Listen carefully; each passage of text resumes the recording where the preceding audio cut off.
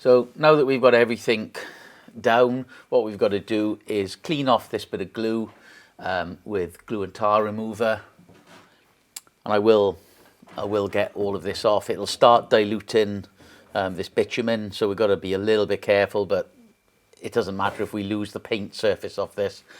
It won't come unstuck, but we will need to go back over it at the end with some IPA just to clean off the glue residue. But we're going to get rid of the main glue with glue and tar, and then sort of clean up the stickiness with IPA and prepare the surface for the insulation, which will be a 6mm dodo, or dodo mat. I think it's dodo thermal extreme 6mm. This support beam will be unscrewed, and at the moment there's probably only about a 4 or 5mm gap behind it, but there's a little bit of flex in it. There's a bit of flex in the roof, and we found that with a 6mm thermal insulation behind it, you can cover the whole thing. We'll unplug all of the connections to the aerial. They're color coded, so you can't get them back wrong. I say we'll take this down, clean it all up. To take this off, we're back on the 30mm or Torx 30s.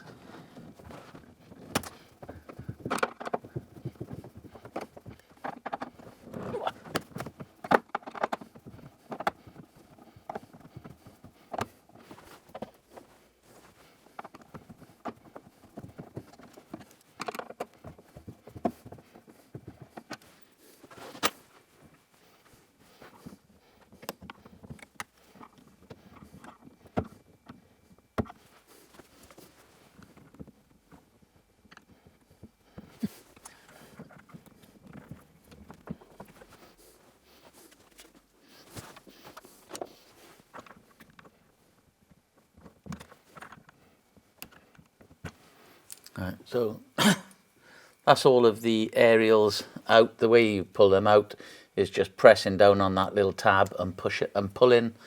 It sometimes helps to push them in a bit first. So that's clear.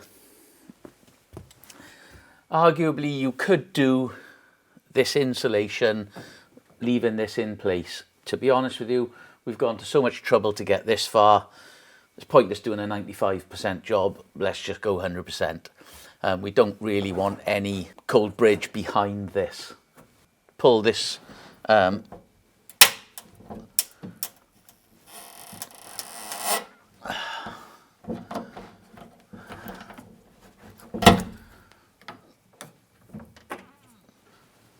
dropped that down, this side will come out. There's a hook on there which just hooks into the square at the top. So we'll leave that off for now. So glue and tar.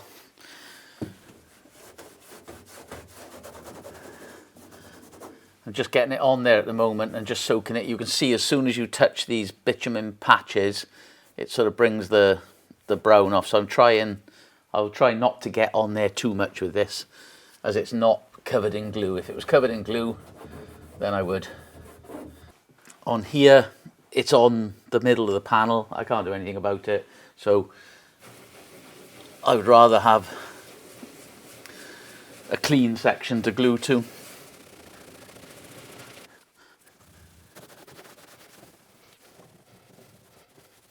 Sometimes with this, it's nice to put a bit on and just let it do its thing for 2 minutes. So go and wet one of the other areas.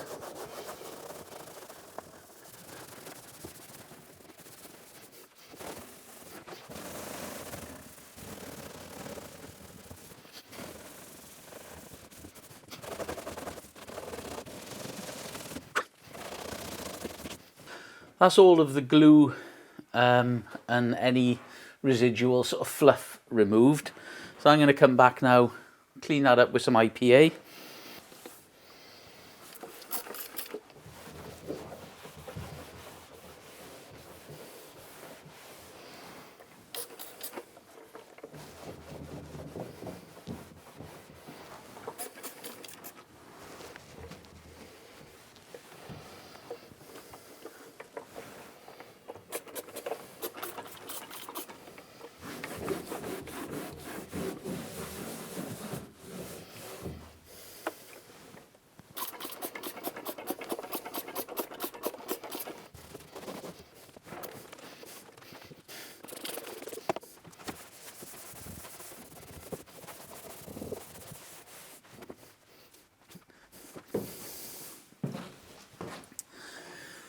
And now I'm just going to go over everything before I start trying to put anything self-adhesive on. With we use a Worth activating cleaner. It's bloody expensive nowadays, and I do apply it sparingly, but it does make a big difference.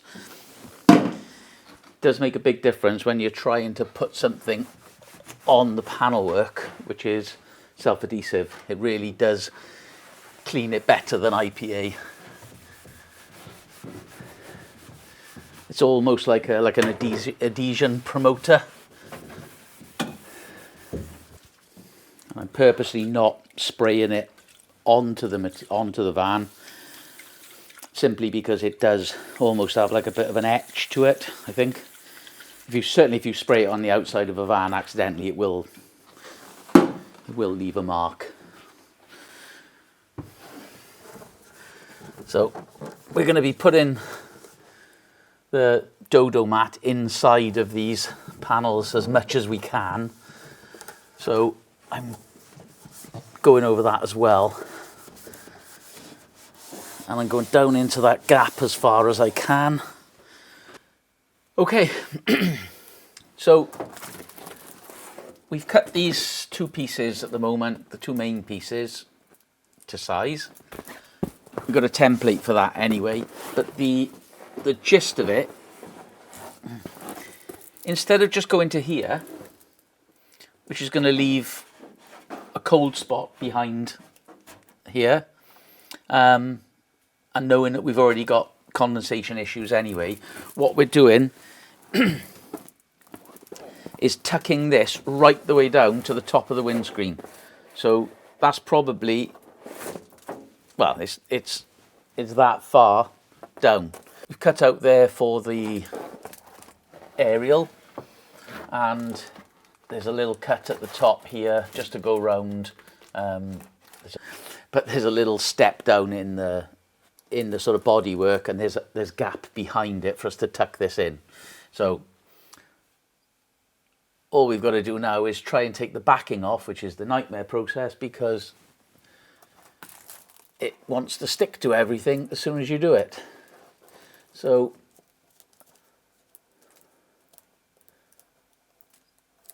I'm going to peel a little bit of this off,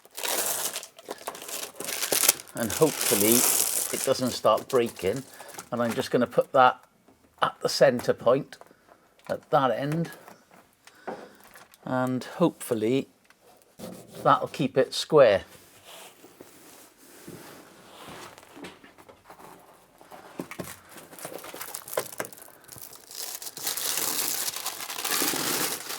I started to split already. I do wish the backing on this was a bit more robust.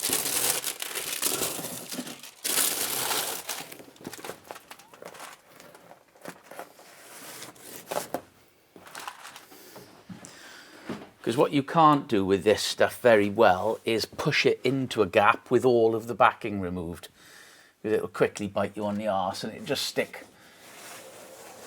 It seems to me not really making any judgment on the brand, but we've used various stuff over the years, and you can guarantee that it'll stick where you don't want it to stick, and it will stick like shit to a blanket. Rest of the places it may or may not stick.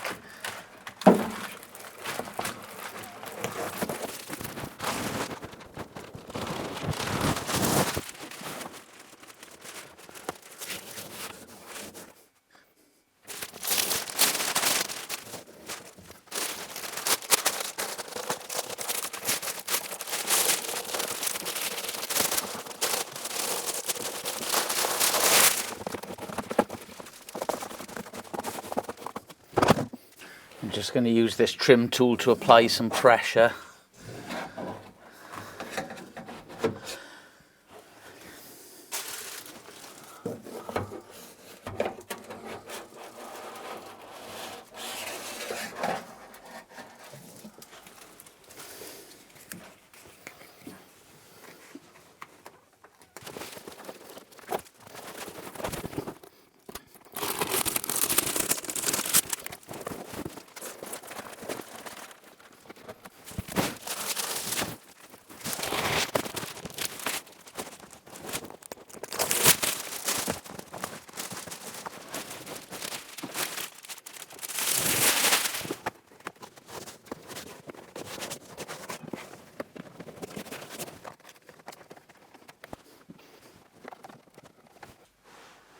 So that's that's the main part up.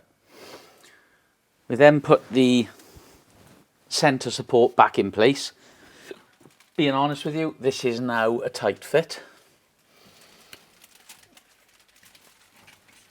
But luckily the top has got a bit of leverage, so I can push that in there and then lever that into place.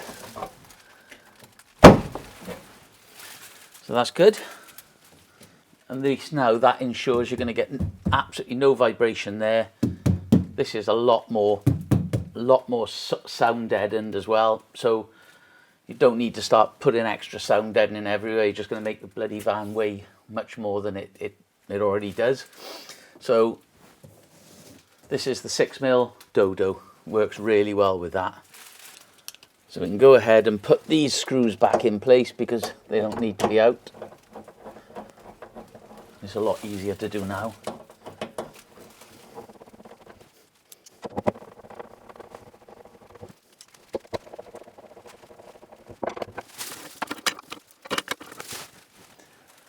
These two are a little bit awkward because they're under a little bit of downward pressure and probably they're at a slight angle.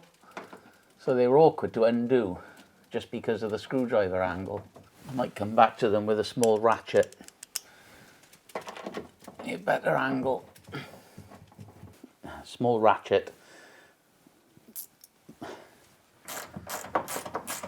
Yeah, invaluable for this sort of thing.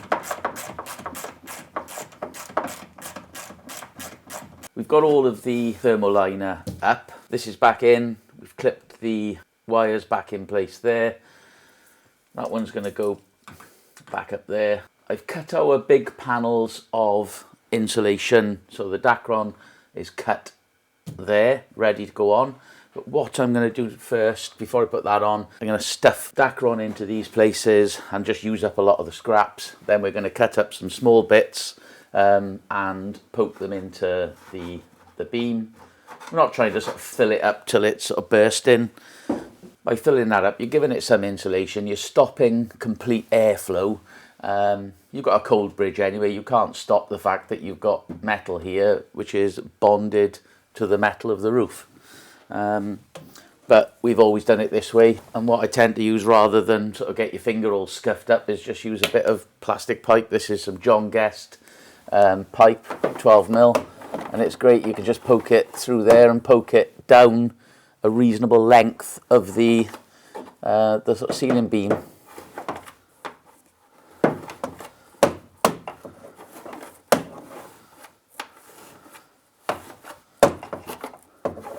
And as we're talking insulation, I'm not getting involved in what you should use, why it doesn't work or why it does work. We've done it this way for not far off 20 years, so I won't be changing. But I'm not going to preach to you that it's the best way to do it either. For the side panels here, I'm going to get as big a piece in as I can. And then I'm sort of letting it open up behind the panel. Tucking it as far up as I can, as far into the corners as I can. And then the same on this section here. And what I'm trying to do is just let it sort of fluff up once it's been pushed in. I'm not trying to sort of crush it into the smallest ball that it can be. So that's the corner done and the beam done. So what we're going to do now is put in the main section there.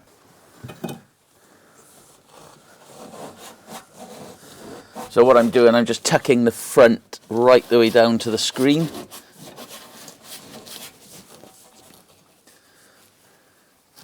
And then that should fill that area.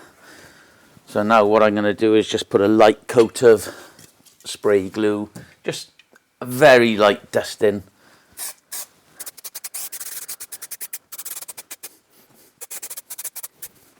really just to keep it in place gently whilst the headliner goes in. And the headliner will keep it up if it ever sort of falls, but to be honest, this is fine. You need to make sure that it's tucked under this lip because the headliner wants to sit on there. So don't have it interfering with the headliner. What I'm using here is a 9-ounce dacron. We buy it on a 54-inch roll, so it's wide enough. You can buy it on a 28-inch roll. This stuff is probably about 30 mil thick when it's not compressed. But you can buy it in 14-ounce, 12-ounce, 9-ounce, 6, 4. You know, I mean, 4 mil is or 4 ounce is probably 5 mil when it's not compressed. We'll use this on sides of the van, ceilings, and then we'll use thinner stuff where we need to. The problem with some of this recycled plastic bottle insulation is really only available in a 2-inch thick slab, and it's very difficult to split. So trying to do something like this without ending up with lots of little pieces is very tricky. So now at this stage, we're going to come in and refit the aerials. Take my glasses off so I can see close up. So they're colour coded, so you can't actually fit them wrong.